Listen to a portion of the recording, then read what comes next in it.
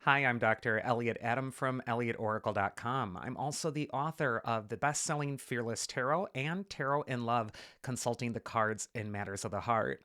And if you're looking for a really great Christmas present for the tarot lover in your life, I'm just saying that might be a good idea. It is time for this week's Oracle reveal. So, yesterday on my social media, I placed up a photo of three different animals and asked you to use your intuition and just ask yourself which animal's calling to you, because that animal has your message. And the three animals were the rooster, the otter, and the spider. So if you're just joining me now, ask yourself which animal seems to be getting caught in your head because that animal has your message. So for those of you who picked the rooster, the rooster is the animal spirit that brings in the dawn. It crows in the morning, and it's a symbol of awakening. And so, if you're attracted to Rooster, this might be a time when you're awakening from something. Maybe you've been sleepwalking through life, or maybe things have just felt like the same old, rinse and repeat. Repeat. You're just kind of drudging through it all. And that rooster can kind of blare its crow to get you out of your head and back into the world. It might also just be a time to be conscious or to allow a new day to dawn in your own life. First card for Rooster is where is it best for you to place your focus this next week? And we get the Knight of Swords. And the Knight of Swords, he kind of gets a bad rap because he's very driven. He's very focused on what he wants to achieve or what he wants to accomplish. But again, that kind of trance of looking at what one's trying to get or what one's trying to obtain can sometimes blind them to the people that are around them or to opportunities that are right in front of their nose. So the Knight of Swords is a symbol for being so driven, so focused on a goal that you might be missing other parts of your life at this time. And if we tie in that Knight of Swords symbol with the rooster, this could be a time where you're waking up to the fact of, okay, how much obsession am I pouring into this goal? And maybe am I forgetting some other important things along the way? Also, when I see the Knight of Swords, I just suggest for people to slow down a little bit. This might be a time when you're really intense, you're really focused on the finish line. So I just feel like kind of dialing it down a little bit, slowing down a little bit, being a little more mindful of what you're doing is going to be so helpful for you this next week. The advice from your inner wisdom is the Two of Coins or Two of Pentacles, which is sometimes a card of unpredictability. And so I feel for this week that this could be a time where things feel a bit unpredictable. They feel a little chaotic. It might feel like there is just a lot in the air and that you're just reacting to things. You're just kind of, trying to get through the day. Two of Pentacles can say that the best way for you to be in this next week, the advice from your inner wisdom is to be flexible and adaptable, to ride the waves instead of fighting them. And I just kind of feel like there is motion happening around the rooster. There's just a lot of activity with both these two cards. They're very active cards. And this, again, might be a time where you need to retreat and just be a little bit more mindful. So I just think, again, slow it down, dial it down, be flexible, be adaptable, but sort of know that everything's moving very fast right now. And the mythic archetype that's going to help you is Phoebe. She's the Titan goddess of prophetic mind. And in the story of Delphi, the ancient city of Delphi where the oracle was, Phoebe was the third prophetess of Delphi. It was Gaia, the Mother Earth, and then it was Themis, her daughter, and then it was Phoebe. And so Phoebe, her name means light. And the quote on the back of her card is, I trust my intuition and the signs showing direction in my life. And so this could be a week if you're the rooster where you're kind of needing to stop and be mindful because there are signs that are appearing on your path. And also, there's this illumination that's happening around you, but you may not be aware of it if you're stressed, if you're scared, if you're reacting to things as they're rolling in. Phoebe could be just a symbol to be mindful, to stop and pay attention, and maybe even to give yourself a reading to gain some clarity or to gain some distance from whatever the challenge is that's in front of you. And that is the first animal. Next, we're going to go into the otter animal spirit. And otter is known for a couple of things. Number one, otter is playful. I think they're even playing on this card. So otter is sometimes about just allowing yourself to play, to not take things so seriously. But otter in some Native American traditions is also a feminine magic. It's a feminine archetype. And so it can sometimes call us to get in touch with the divine feminine within ourselves. It can also indicate that women in our lives are going to be very important through advice or strength or support. This could be a time to connect with the women in your life. But Otter could just indicate that you want to let go of like the right rigid angles of life right now. You want to be supple and fluid and move with things fluidly, like otters do through the water. First card for Otter is where is it best for you to place your focus? And look at that, we get the Star card. And for me, the Star is always a card of hope. It's also a card that the old saying, to whom much is given, much is required, kind of comes to mind. You have the woman taking water from the universal pool to benefit herself, but then in a lot of decks, she's also pouring some water back into that universal pool with the other jug.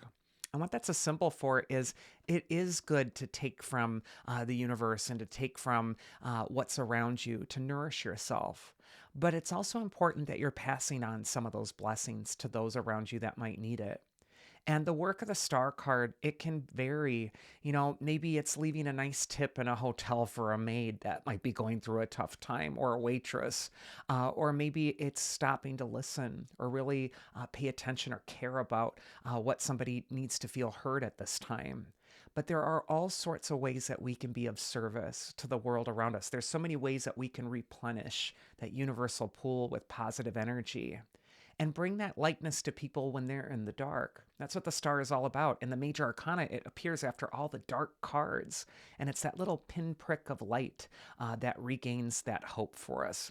So I feel like this is going to be a week for you if you pick the Otter, where you're bringing maybe joy or service to others. You're being mindful of what others are needing, but you're also doing your spirit's work. You're not just here to enrich yourself and make yourself, get your goal and accomplish whatever it is you're looking at. You're also here to be a team player with the rest of the planet. And so this card is going to ask you, how are you going to serve this next week? The advice from your inner wisdom, if you pick the Otter, is the Seven of Wands reversed. And Seven of Wands reversed is sometimes a card that mistakenly gives you this belief that it's you against the world, that it's like you're in opposition to something, or that it's all on your shoulders and you just have to fight for it, and it's all stacked against you. And again, I kind of feel with that Star card, there is this more universal perspective coming up for you this next week. This might be a time to get out of your own head, get out of your ego, get out of yourself, and to look at what is required of you that is around you.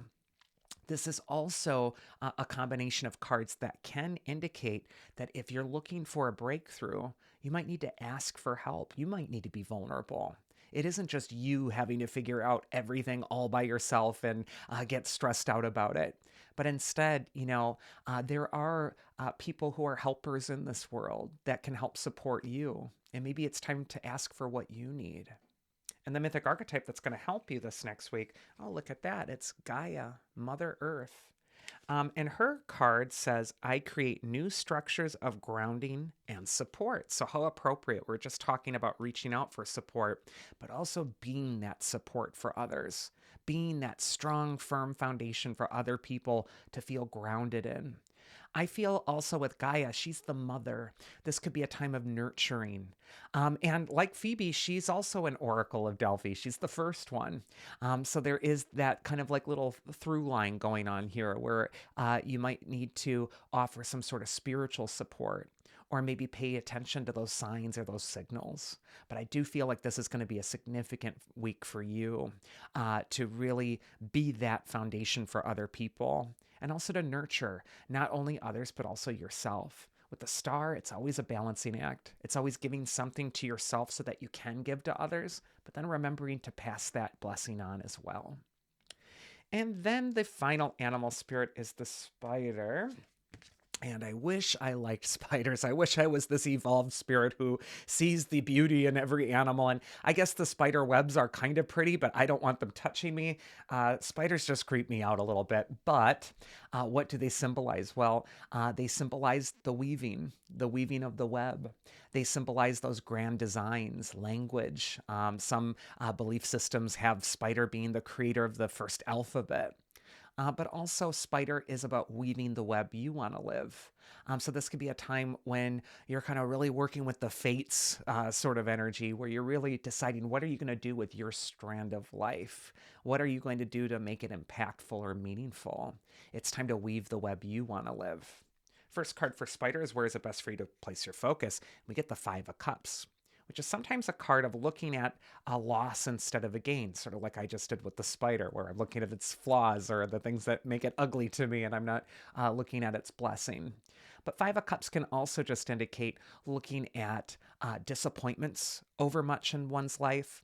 We don't want to sugarcoat the Five of Cups. I get a lot of flack for people thinking that, we just don't look at negativity in cards. Absolutely, Five of Cups can indicate grief, something you're sad about, something that you need to give space to. But the problem with the Five of Cups is that a lot of people get stuck in that energy. It becomes a trance, and then they don't know how to pull themselves out again. So the Five of Cups is all about looking at what's working in your life as well. Not just looking at cups that are spilled, but also cups that are still standing. And remembering that both are required in this life. Life is about gains, but it's also about loss. These aren't, mutually exclusive. And so the Five of Cups can say that this is going to be a week where you really want to train your mind on how do you come out of a sense of loss. Or if you are grieving something, if you have dealt with a difficulty, what are you going to do with that energy? Are you just going to sit in it? Or are you going to somehow make it be of service in something for yourself or for another person? Some of the best things people do come out of their lowest moments. And so I just kind of feel like it's important to find the light, find the way out of the trance. The advice from your inner wisdom is the death card, if we picked the spider. And death is all about endings or change. We couple that with that Five of Cups. It absolutely is a card of loss or ending. Something's finishing. Now, a lot of people look at the death card and they freak out and they think, oh no, somehow I'm going to die. But the tarot is rarely literal, it's symbolic. And when we deal with a hard card or a difficult card, we have to ask ourselves not like who's dying, but instead, what's dying? What's symbolically dying right now? What am I linking that feeling of loss, grief, or resistance to? And really paying attention to what that thing is in your life. And yeah, like with the death card, like with the Five of Cups, death does indicate a loss. Something is ending, something's finishing. There's a threshold you're crossing. It's very important. But always with the death card, there's always that symbol of rebirth and renewal as well. And I feel like this is going to be a time where it's like accepting the loss, but not getting stuck in it. And instead looking at the opportunity for how do I bounce back? Or what's next after this ending? Death is often a card of difficult changes, but they are changes that are necessary. They're destined to happen. They're supposed to be. And so the death card can indicate that you cooperate with your changes, you grieve them as needed, but that you also look at them as opportunities for new growth and a new chapter to start.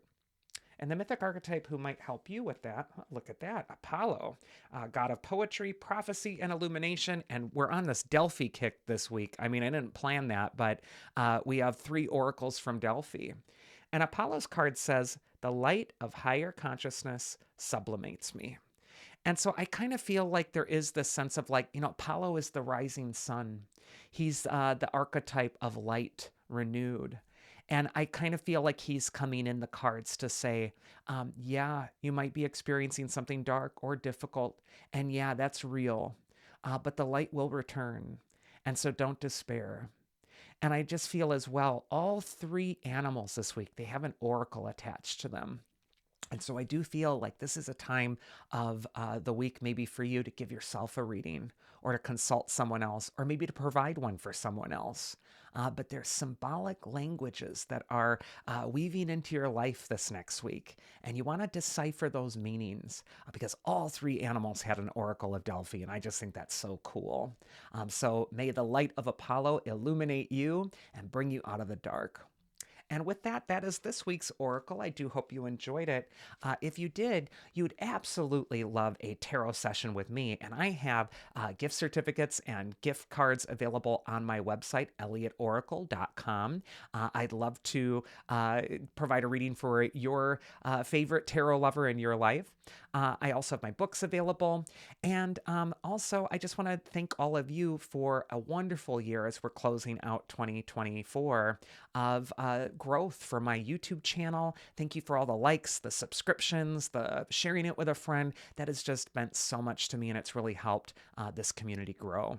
I hope you all have a wonderful week, whatever it is that you're doing, and that you're preparing for your holiday with goodness in your heart and with as little stress as possible. So I'll see you again here next week. So do take care.